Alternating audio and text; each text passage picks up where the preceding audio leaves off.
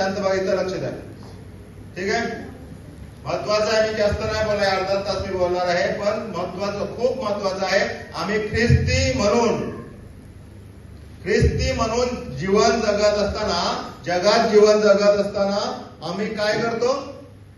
विधर्मी लोकांसारखं, विधर्मी म्हणजे ज्यांना ख्रिस्त माहित नाही, येशू माहित नाही, अशा लोकांसारखं जीवन जगतो आम्ही. कधी?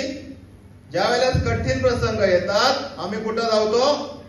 ज्याच्याकडे जगात आहे, जगात काही घटना आहे त्याच्याकडे बोलतो.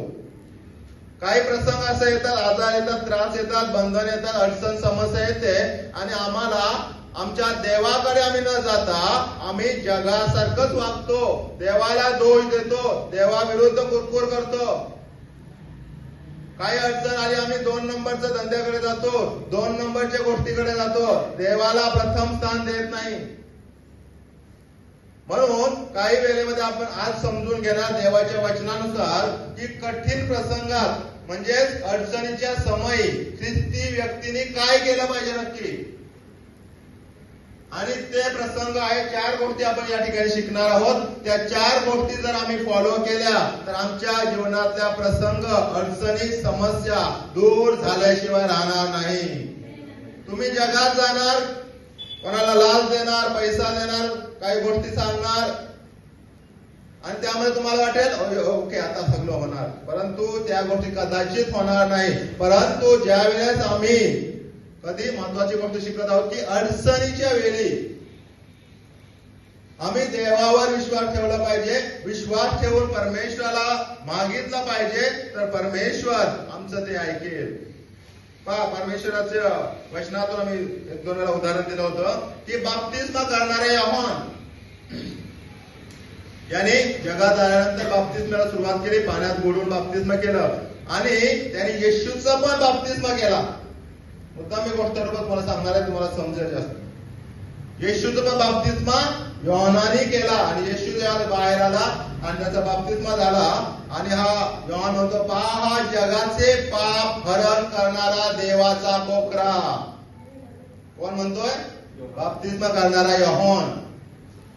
पण ज्या वेळेस हा योहान तुरुंगात पडला, चांगलं काम केलं तरी चांगल्या कामामुळे तो तुरुंगात पडला, हेरोदाने टाकलं त्याला, पण अशा वेळेस तुला सुद्धा त्याने परमेश्वरावर भाव ठेवायला पाहिजे. त्याला माहित होतं हाच तो जगाचे पाप हरण करणारा देवाचा कोकरा म्हणजे येशू आहे. परंतु ज्या वेळेस तुरुंगात गेला, तो तुरुंगात जावं लागलं. तुरुंगात असताना तो शिष्याला पाठवतो आणि जाऊन त्या ख्रिस्ताला विचारा, येशूला विचारा की तू तोच आहे की अजून कोण येणार आहे.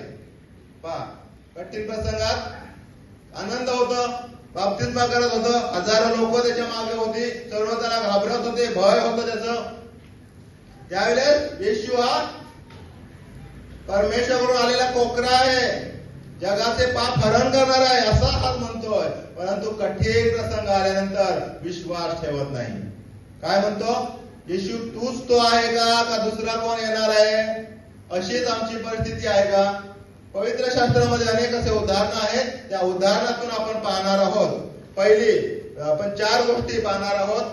कठीण प्रसंगात ते आम्हाला करावं लागेल, आणि ते केल्यानंतर आम्ही विजयी होऊ, परमेश्वर आम्हाला विजय देईल. पहिली गोष्ट आहे, परमेश्वराच्या विरुद्ध बोलायचं नाही.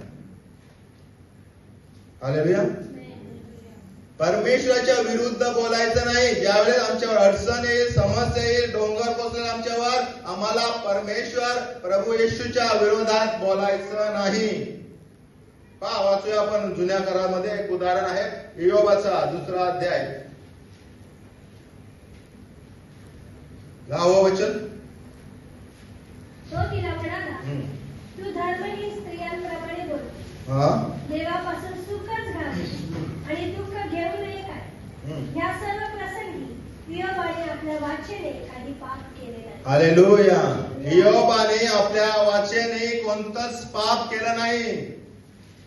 ही घटना कधी घडते माहिती आहे? हा जो इयोब आहे त्याला 7 पुत्र आहेत, 3 कन्या आहेत. त्या देशामध्ये तो श्रीमंत आहे. पहिला अध्याय पहिलं वचन वाचा बघ काय म्हणतो इयोबाबद्दल. उस देशात एक पुरुष होता, त्याचे नाव इयोब असे तो सात्विक व सरळ होता.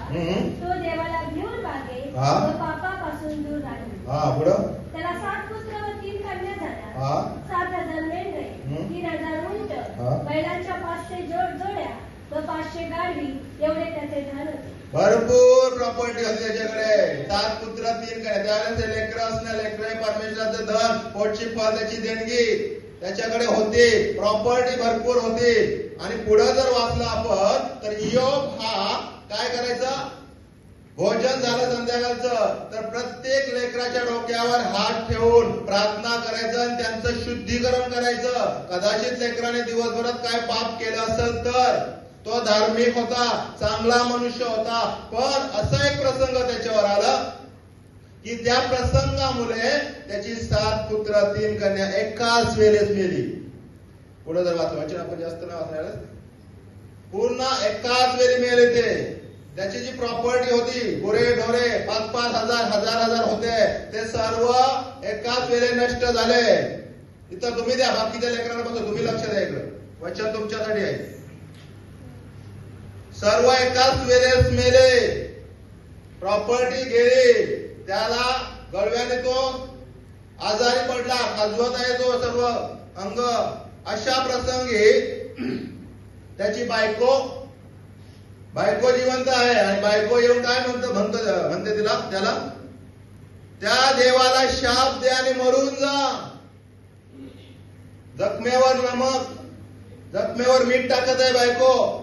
पण अशा वेळेला इयोब काय म्हणतो, तू धर्महीन स्त्रियाप्रमाणे बोलतेस. देवापासून सुखच घ्यावे, दुःख घेऊ नये काय. आणि जर वाचलं आपण वाचलं पुढं